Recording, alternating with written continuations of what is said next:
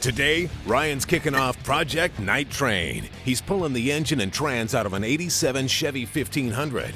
Then it's a TV first as he wedges in a massive 6.6-liter Duramax diesel and an Allison 6-speed automatic transmission. It's all today here on Truck Tech. Closer than I thought.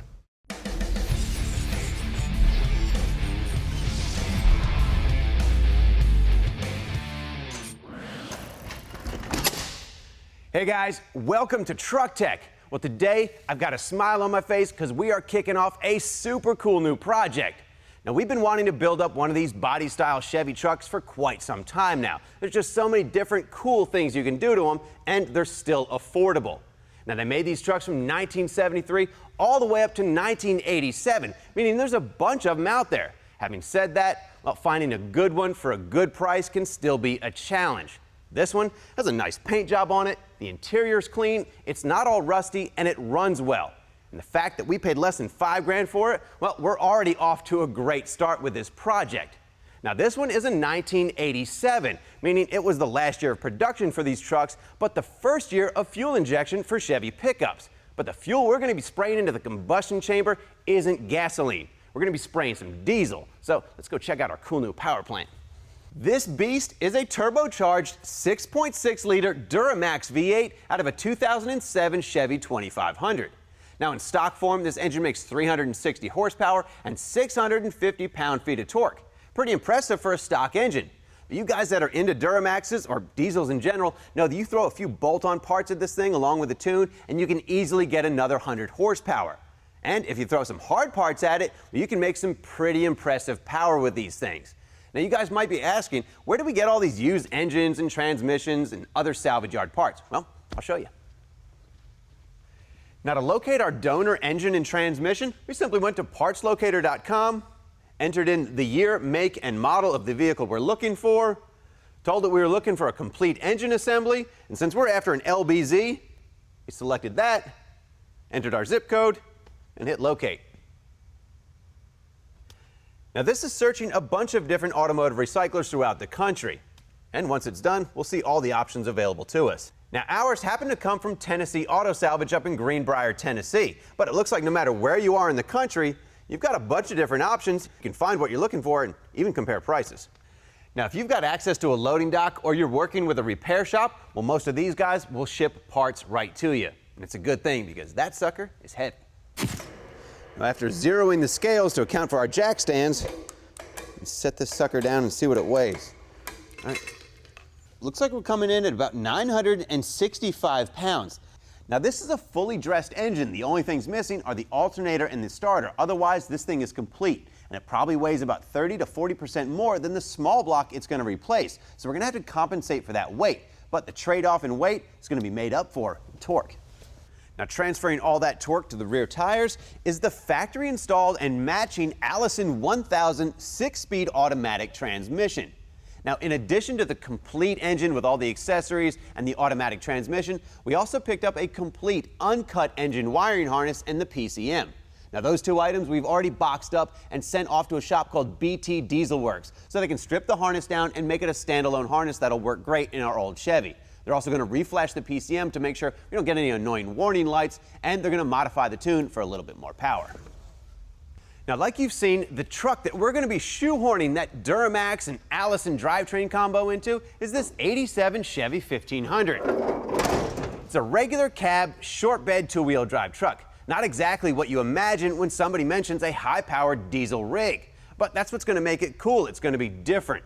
Now, the gas V8 and automatic underneath the hood still have some life left in them. The truck's got 176,000 miles on it, but that life is going to have to get lived elsewhere because we're going to get right to it and yank out that drivetrain so we can get started on our diesel conversion. Now, for the most part, the paint job on this old thing looks pretty good, but we do have a little bit of clear coat peeling on both the hood and on the roof. On the roof, it's going to get fixed and blended in, but the hood is just going to get replaced. We're going to end up going with a cowl hood so we can make a little extra room for that giant diesel. Now, this thing is a cool midnight blue color, and when it's done, it's going to haul like a freight train. So we're going to call this thing Project Night Train. Plus, it's a little bit of a tribute to one of the best songs from one of my favorite rock and roll bands, Guns N' Roses. Now the first thing we're going to do is get rid of the factory hood and make some room to work.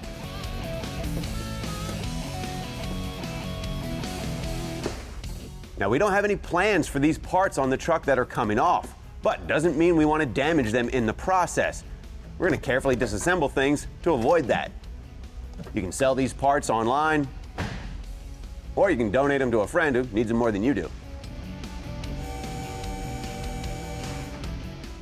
You can see on the underside of the truck, there's not a whole lot of rust, a little bit of surface rust here and there, but it's not bad for a truck of this age.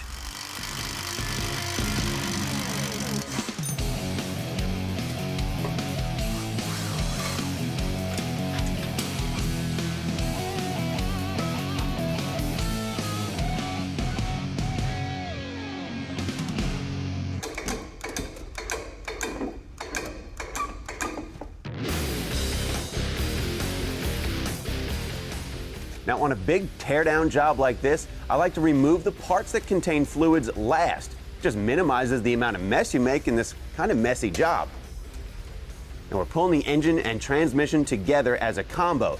It takes a little extra effort this way, but at least we can throw it on a pallet when we're done and get it out the door.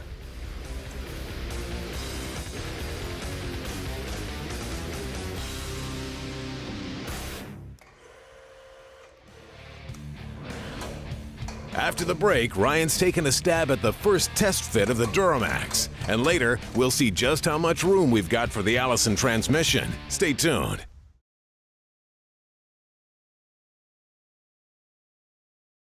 Hey guys, welcome back to the shop. Now we've got the drivetrain pulled out of our '87 Chevy pickup. And we're about to haul it out of the shop and get rid of it. But before we did that, we wanted to throw it up on the scales and see what it weighed. Now the 6.6 liter Duramax that's going to replace it weighs in at 965 pounds. But this thing is 760 pounds. That's the engine, transmission, and all the accessories. Now the diesel was complete with all the accessories, but without the transmission. So we're already adding over 200 pounds to the front end of this truck. We haven't even weighed the trans yet.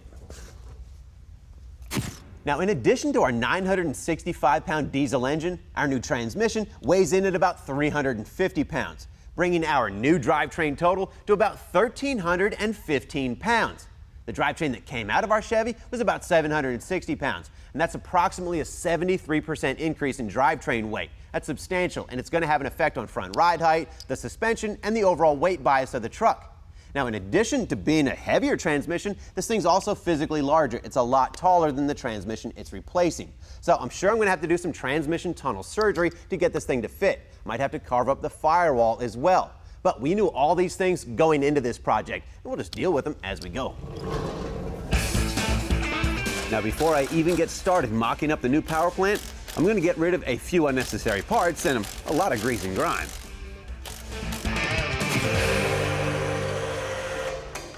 Now, along with cleaning up the engine bay, I've also removed half of the AC box and the evaporator. The reason is I'm hoping that once that engine's in place, there might be enough room to sneak those parts back into position and we'll be able to retain some of the factory AC components. The brake booster, well, it's still there for the same reason. I'm hoping it doesn't hit the engine. If it does, we'll get rid of it and install a hydro boost brake setup. But there's only one way to find out what hits and what doesn't. It's by lowering this behemoth into position.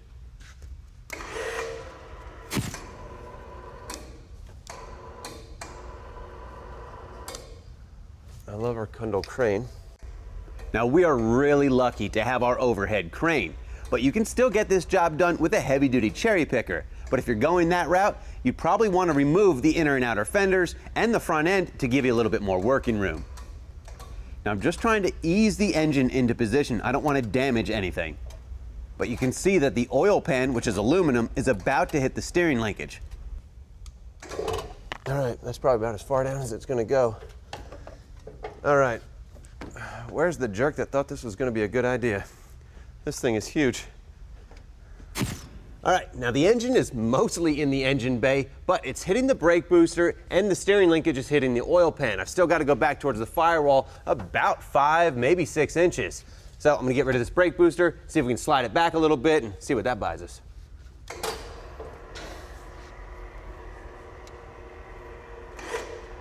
Now before I remove the brake booster, I'm going to separate it from the master cylinder. And to make sure I don't spill a bunch of corrosive brake fluid all over everything, I'm going to go ahead and drain the fluid that's in the reservoir. To do that, I'm going to use this vacuum brake bleeder that we picked up from Matco.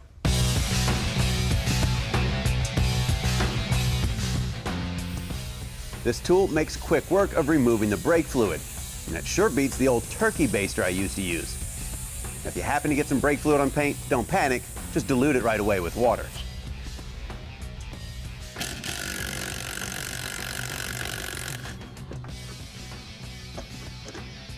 So the sucker should come right off.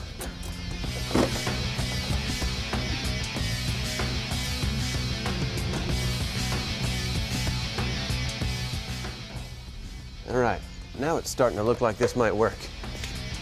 Now with the brake booster out of the way, our giant Duramax fits down into the engine bay better. Not great, but better. However, if you look at a profile shot across the top of the fenders where the hood would be, it's pretty obvious we've got a problem. Now we are going to be installing a cowl hood, so that'll help. But I still think I can get the engine to sit a couple of inches lower in the engine bay with a little bit of work. Up next, looks like the oil pan's gotta go. Stick around. Pretty clean in there. That's a good sign.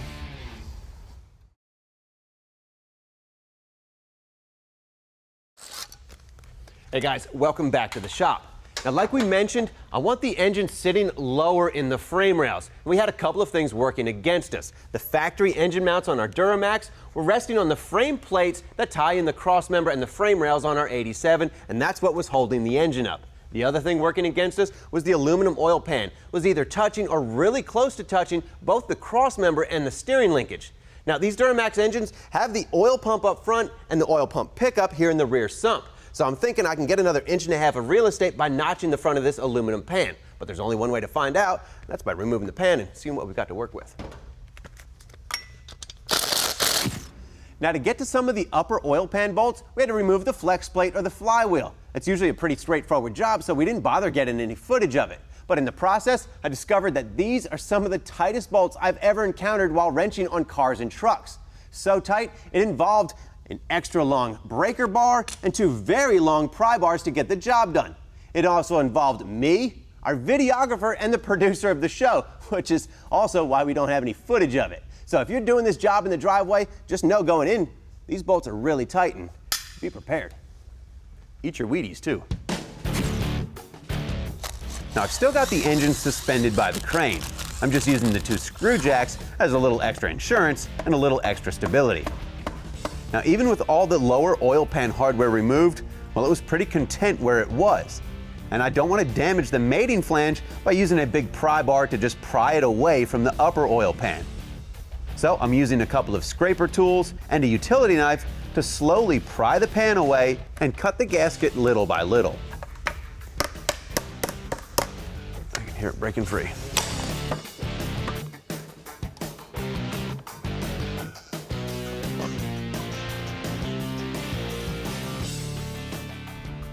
Now the upper pan is more of the same, except not all of the bolts are accessed from the exterior of the pan.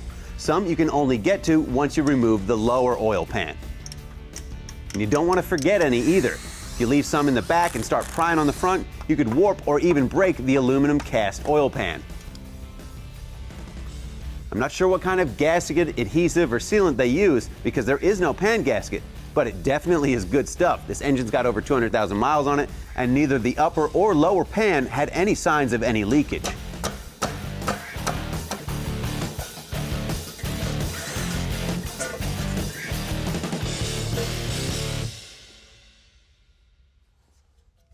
Pretty clean in there. That's a good sign. All right, now with the oil pan out of the way, we can finally get a good look at what we're working with.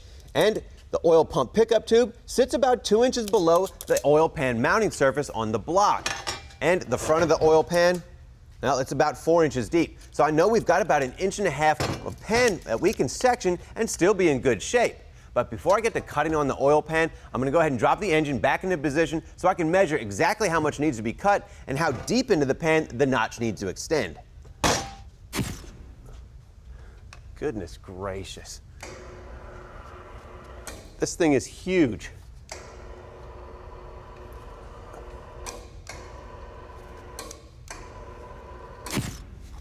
All right, now by notching the pan, we'll definitely be able to get nice and low. Now this tape measures about 3/4 of an inch wide, so we might have to go back another 1/2 inch or so for some wiggle room, but I think we're in pretty good shape.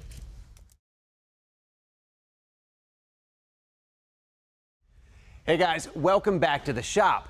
Now today has been all about trying to wedge the giant 6.6 liter Duramax diesel underneath the hood, or mostly underneath the hood, of our 87 Chevy pickup, Project Night Train. Now when we first lowered the diesel down into the engine bay, it looked like it was going to be mission impossible. But after a little bit of work, a few modifications, and a plan for a cowl hood, it looks like it's going to work out surprisingly well. You can actually see all the bell housing bolts, so that's a good sign. And we've got a fair amount of room around the oil pan, and once it's notched, we should be good to go. We've also got good clearance around the exhaust manifolds, and the single exhaust outlet is in a good spot as well. We've also got room for our oil filter, even after the frame gets boxed for strength. But I will have to do a little bit of trimming here on the pinch seam for exhaust clearance. And with a few parts out of the way, like the 87 frame mounts, it looks like I'll be able to use the GM or Duramax engine mounts. I'll just have to fabricate a couple of plates for the mounts to sit on, which looks like it will be no big deal.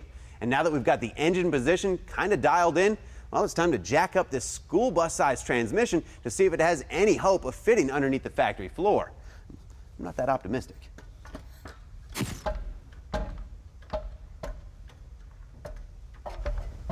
Coming closer than I thought.